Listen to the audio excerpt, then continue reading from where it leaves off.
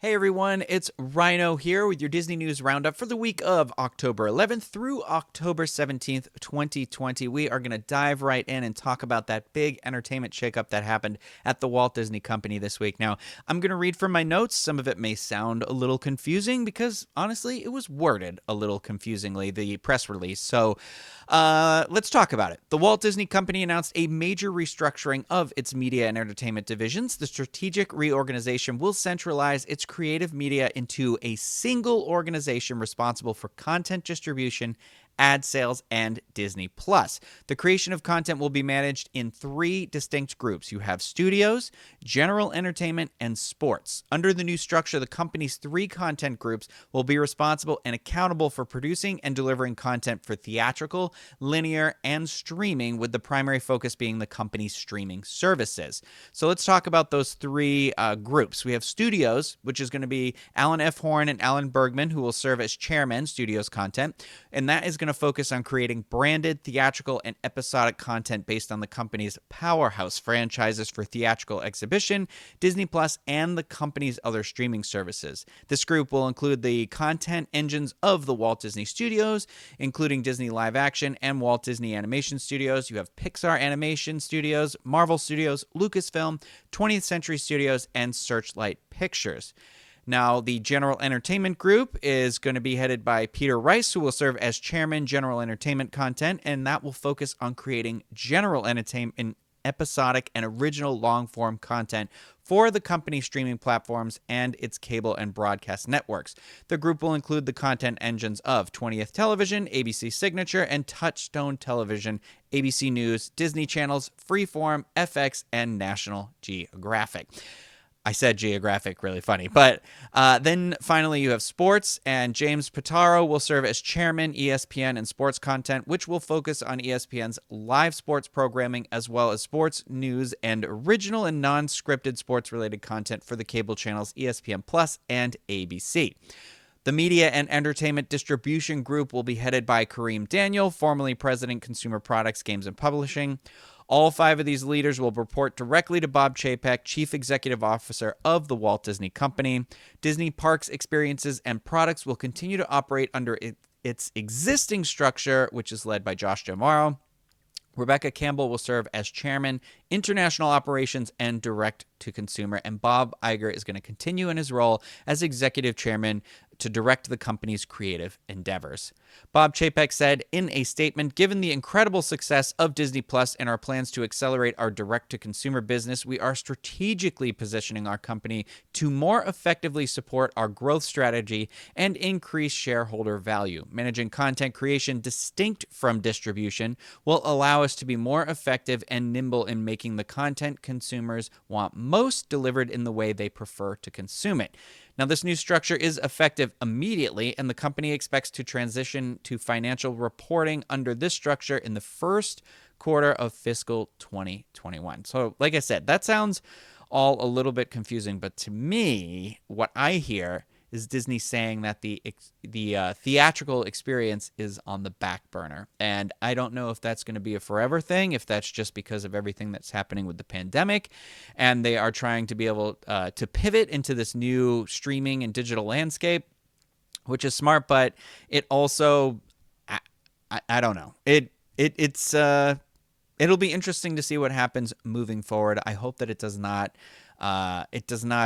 consume all of the original content for the franchise powerhouses. There's a lot of key phrases in here to pay attention to, so I guess we'll just have to wait and see what happens. It might sound like it doesn't affect you right now, but who knows?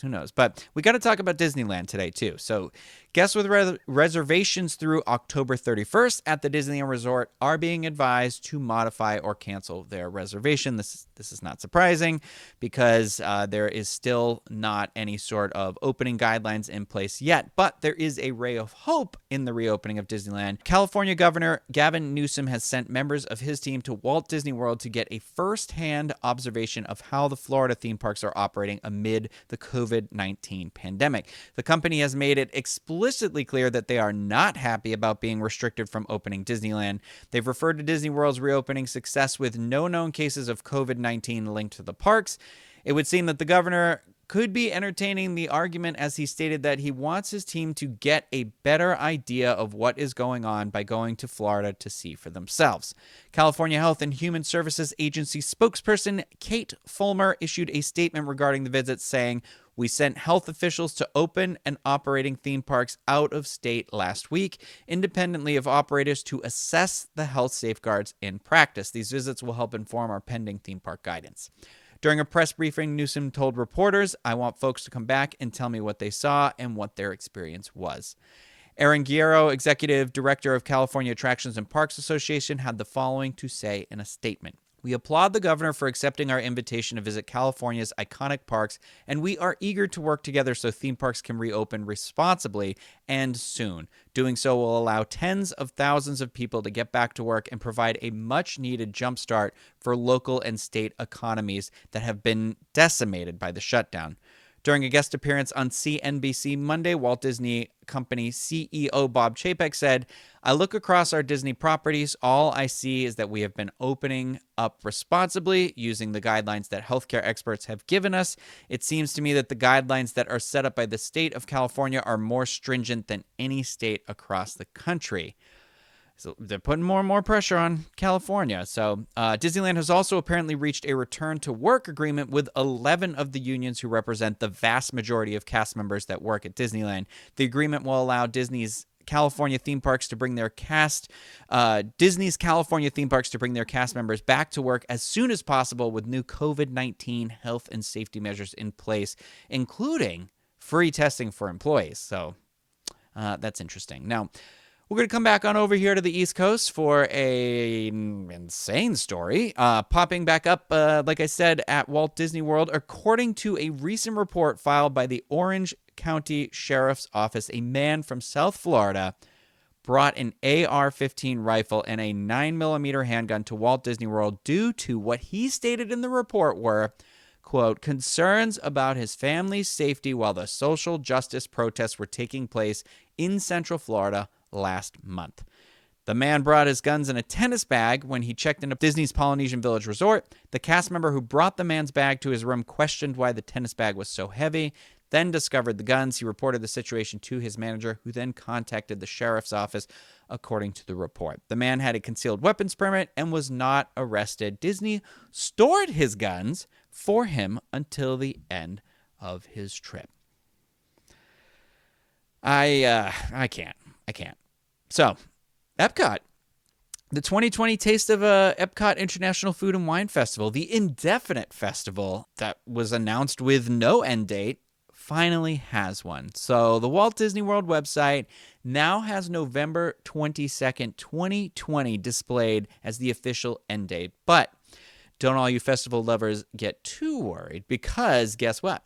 The Epcot International Festival of the Holidays is set to begin on November 27th, 2020, just 5 days later. So, wow, you only have a couple of days where you won't have your food booths, which is great, honestly.